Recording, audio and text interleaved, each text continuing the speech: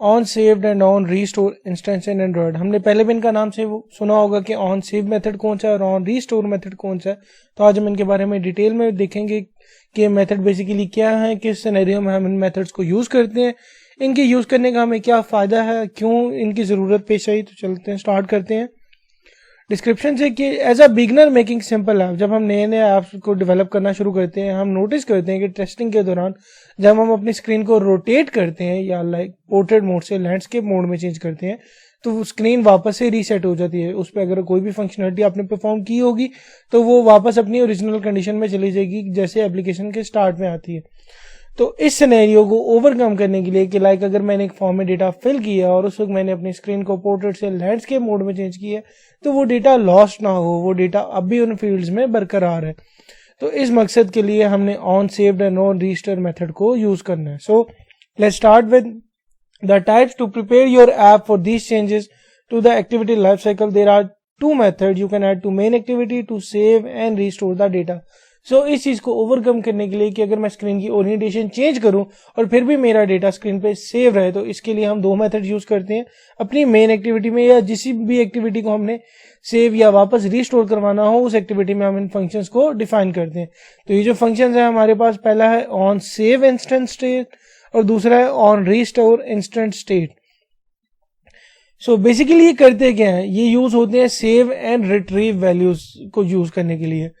Normally save के नाम से आपको पता चले कि जब हमने एक फील्ड में जो वैल्यू लिखी थी उसे टेम्परेरी किसी वेरिएबल में सेव किया, एंड रीस्टोर का मतलब है दोबारा उसे लेकर आना। तो जब मैंने स्क्रीन की ओरिएंटेशन चेंज की तो उस फील्ड में अगेन वही डेटा लाकर प्लेस करना रिट्रीव का काम है। ये बेसिकली एक की वैल्यू पेयर की तरह काम करते हैं। लाइक की है और दूसरा उसका लॉक है, तो हर लॉक के लिए अपनी एक स्पेसिफिक की होगी जो उसी लॉक को ओपन करेगी। सो इन दोनों को अलग अलग सेपरेटली देखते हैं क्या चीज है ये इसकी एक पिक्टोरियल रिप्रेजेंटेशन है कि ऑन क्रिएट का मेथड है सबसे पहले, जैसे हमने एक लाइफ साइकिल पहले भी देखी थी। वहां से क्रिएटेड होता है ये वाला फंक्शन, फिर स्टार्ट जहां पे ये विजिबल हो जाता है और वहां से रिज्यूम और पॉज की functionality, and then stop and destroy.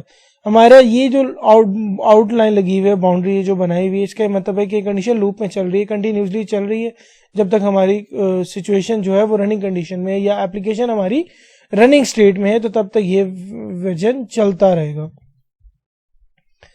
देखते हैं ऑन सेव इंस्टेंट स्टेट क्या होता है। The on save instant state method allow you to add key value pairs to the out state of the app. जब भी हमने app के out state में कोई की वैल्यू पेयर ऐड करनी होगी हम उस वक्त इस मेथड को यूज करेंगे। एंड्रॉयड के पुराने वर्जन में ये मेथड ऑन स्टॉप से पहले कॉल होता था और कुछ नए वर्जन में ये मेथड ऑन स्टॉप के बाद कॉल होता है, लेकिन होता ही ऑन स्टॉप के साथ ही तकरीबन उसके या पहले होगा या बाद में होगा ये, लेकिन उसी ड्यूरेशन पर ये वाला फंक्शन कॉल होता है। इसको लिखने का तरीका कुछ इस तरह कि एट ओवरराइड, फिर है प्रोटेक्टेड। ये प्रोटेक्टेड से हमें पता चल रहा है कि जो भी फंक्शन हम बनाएंगे ये प्रोटेक्टेड टाइप का है और इसमें बंडल टाइप का एक ऑब्जेक्ट पास कर रहे हैं जिसमें super dot on save instant state जिसमें आउट स्टेट पास कर रहे हैं। इसे ये पता है कि यहाँ ये अब सेव इंस्टेंट स्टेट है और जिसमें हमने बंडल का ऑब्जेक्ट पास किया। अब इसी वेरिएबल को यूज करते हुए out state dot put int integer type, जिसमें हम यहाँ पे एक स्ट्रिंग की इसका कोई नाम बताएंगे और यहाँ वो डेटा पास करेंगे जो इस नाम के रेफरेंस से पास होगा। इसी तरह पुट स्ट्रिंग कोई स्ट्रिंग टाइप का वेरिएबल है, उसी तरह उसका कोई नाम है और उससे रिगार्डिंग डेटा है कि इस नाम में इस तरह टाइप का डेटा पड़ा हुआ है। So let's break this method down. अब जो फंक्शन हमने लास्ट में भी यूज किया ओवरराइड वाला, हम उसको फर्दर डिटेल में देखते हैं कि उन सब वर्ड्स का मतलब क्या था। सो फर्स्ट जो ओवरराइड लिखा हुआ था लाइन नंबर 1 पे, इसका मतलब है कि ये मेथड हम इसकी ओवरराइड डिक्लेरेशन करने लगे हैं। लाइक ये same method with different meanings है। इस तरह का कोर मेथड पहले भी बना हुआ है लेकिन इस मेथड का भी मीनिंग कुछ और है लेकिन नाम सेम ही है। इसी तरह दूसरी लाइन पे जो लिखा हुआ है प्रोटेक्टेड, जो भी हमने अपने सिग्नेचर मेथड लिखने से पहले प्रोटेक्टेड का वर्ड लिखा था, इसका मतलब है कि ये मेथड या सिर्फ उस क्लास से, उस पैकेज से या उस सब क्लास से एक्सेस हो सकता है। इसके अलावा कोई भी एक्स्ट्रा अदर क्लास इसे एक्सेस या अदर एप्लीकेशन इसे एक्सेस नहीं कर सकती। ये उसी पैकेज में, उसी क्लास में, और उससे अगर कोई सब क्लास ड्राइव हुई हुई है तो ये उन्हीं से एक्सेस होगा। इसका मतलब था ये प्रोटेक्टेड है। अगर ये पब्लिक होता तो ये किसी से भी एक्सेस हो सकता था। इसी तरह इसकी रिटर्न टाइप हमने वॉइड रखी थी, जिसका मतलब है ये कोई भी डेटा रिटर्न नहीं कर रहा। वॉइड का मतलब होता है एम्प्टी, और इससे मुराद कि it will not return any data. इसी तरह the parameter this method take is the bundle type object name out state, और जो पैरामीटर इसको पास किए थे वो बंडल टाइप का एक ऑब्जेक्ट था जिसका नाम हमने आउटस्टेट रखा था. So since we are overriding this default method, we must use super on line 3 to store all default outstate data. जिस तरह कि हमने इसको ओवरराइड किया था, तो ओवरराइड में कंडीशन है कि हम जो आउटस्टेट डेटा का ऑब्जेक्ट बनाएंगे उसे हमें सुपर टाइप का रखना पड़ेगा. जैसे आपने लाइन नंबर 3 पे देखा था कि super dot on save instance state जिसमें आउटस्टेट पास किया था, तो इसे हमें सुपर टाइप का रखना पड़ेगा. और इसी तरह लाइन 4 पे जो आपको मैंने दिखाया था कि जब ऑन सेव इंस्टेंट डेटा लिखाया था उसको डॉट नोटेशन से रिप्रेजेंट किया था और उसकी आउटस्टेट जो थी वो ऐप की थी. इसी तरह जो फर्स्ट आर्गुमेंट पास किया था string is used a key similar to setting a variable to access the value you store in second argument. Basically यहाँ पे जो इसका ये नाम था आ स्ट्रिंग की, ये एज अ की एक्ट कर रही है और ये वो लॉग है कि अगर ये वाला लॉग या ये वाला वेरिएबल डेटा कहीं भी आपको चाहिए तो आपको ये वाली की या ये वाला नेम लेकर इस डेटा को एक्सेस कर सकते हैं. इसी तरह अगर आपने वेरिएबल डेटा 2 को एक्सेस करना है तो आपको ये वाले नाम आ स्ट्रिंग की 2 या इन अदर लफ्ज के ये वाली की चाहिए इस लॉग को ओपन करने के लिए. सो अब आई गेस मजीद क्लियर हो गया होगा कि की वैल्यू पेयर का क्या मतलब है हमारे इस सिनेरियोज में.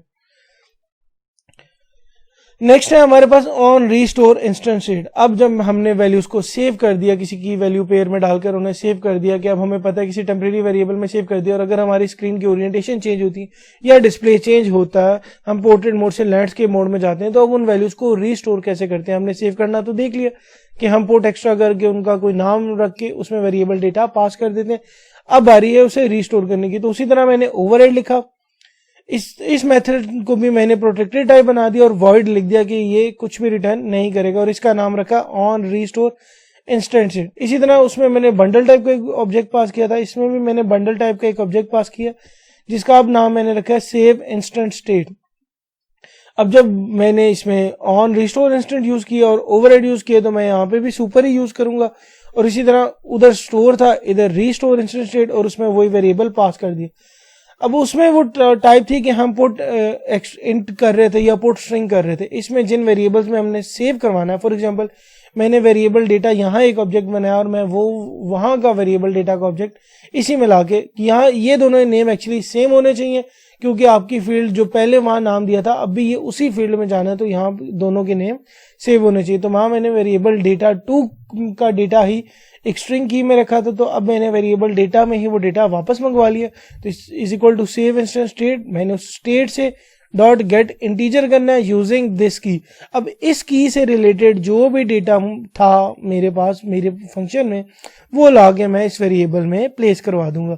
इसी तरह इसका जो डेटा था वेरिएबल डेटा 2 का, उसमें इस की से रिलेटेड जो भी डेटा मैंने वहां पे स्टोर करवाया था अपने सेव इंस्टेंस के टाइम पे, उसी डेटा को उठाकर मैं यहाँ पे इसमें प्लेस कर दूंगा वेरिएबल डेटा में. और अब अगर मेरी स्क्रीन चेंज भी हो जाएगी तो भी मेरे पास इन दोनों कीज की मदद से डेटा वापस आ चुका है, तो मुझे दोबारा से अपनी फील्ड्स में डेटा एंटर करने की जरूरत नहीं है.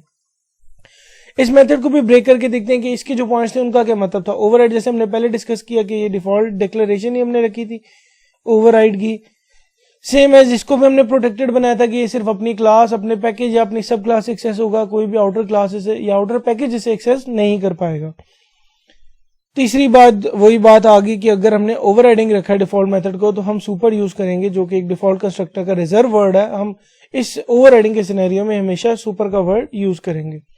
और अब इसमें थोड़ा सा चेंज यहाँ पर आता है कि लास्ट टाइम हमने यहाँ पे पुट किया था, अब यहाँ पे हमने गेट का मेथड यूज किया है जिसे हमने डॉट नोटेशन के साथ ही यूज किया, और अब सेव इंस्टेंस स्टेट पे जो डेटा था वो लाके using the same string keys हम वो डेटा इधर एज एन आर्गुमेंट सेव करवाएंगे. तो आई होप आज तक ये बात हमें यहाँ तक क्लियर होगी कि हम किस तरह से डेटा को एक कंडीशन में या एक टेम्परेरी वेरिएबल में सेट करेंगे और किस तरह दूसरे स्टेट में जाके उसे रिस्टोर करेंगे. तो आज एक एग्जांपल देख लेते हैं इसकी कि किस तरह बनाया. मैंने यहाँ पे एक क्लास बनाई है मेन फ्रेगमेंट जो कि फ्रेगमेंट्स को एक्सटेंड कर रही है. इसमें मेरे पास 3 वेरिएबल्स हैं, एक स्ट्रिंग टाइप का टाइटल है, एक डबल टाइप की रेटिंग है और एक इंटीजर टाइप का ईयर है. अब मैंने एक मेथड बनाया ओवरराइड, उसी तरह मैंने इसको अब यहाँ पे मैंने पब्लिक रखा. आप यहाँ इसको प्रोटेक्टेड भी रख सकते हैं, मैंने जस्ट पब्लिक रख दिया क्योंकि मेरे पास अभी इसके अलावा कोई क्लास नहीं है, तो मुझे पता है कोई भी और एक्स्ट्रा क्लास इसे एक्सेस नहीं करेगी. अब उसी तरह मैंने बंडल में यहाँ पे इस नाम को सेव इंस्टेंट पास किया और यहाँ पे super dot save instant state pass कर दिए. इसी तरह मैंने सेव इंस्टेंट स्टेट में पुट किया टाइटल ग्लैडिएटर, अब टाइटल बेसिकली वो की है और ग्लैडिएटर उसमें वैल्यू है। इसी तरह रेटिंग में मैंने 8.5 और ईयर में मैंने 2000। अब यहाँ आप देख सकते हैं सिर्फ ग्लैडिएटर को मैंने डबल कोटेशन में लिखा क्योंकि ये स्ट्रिंग टाइप है, बाकी नंबर्स है तो नंबर्स को हम डबल कोटेशन में नहीं लिखते, सिर्फ स्ट्रिंग टाइप को हम डबल कोटेशन में पास करेंगे। इसी तरह मैंने यहाँ पे टाइटल में, रेटिंग में और ईयर में उन्हीं वैल्यूज को वापस यहाँ पे गेट भी कर लिए, वही टाइटल वर्ड, रेटिंग और ईयर वर्ड देकर जो मैंने यहाँ पे सेट करवाए थे। सो आई होप आप लोगों को यहाँ तक की बात समझ आ गई होगी। आज तक के लिए इतना ही। Thank you so much.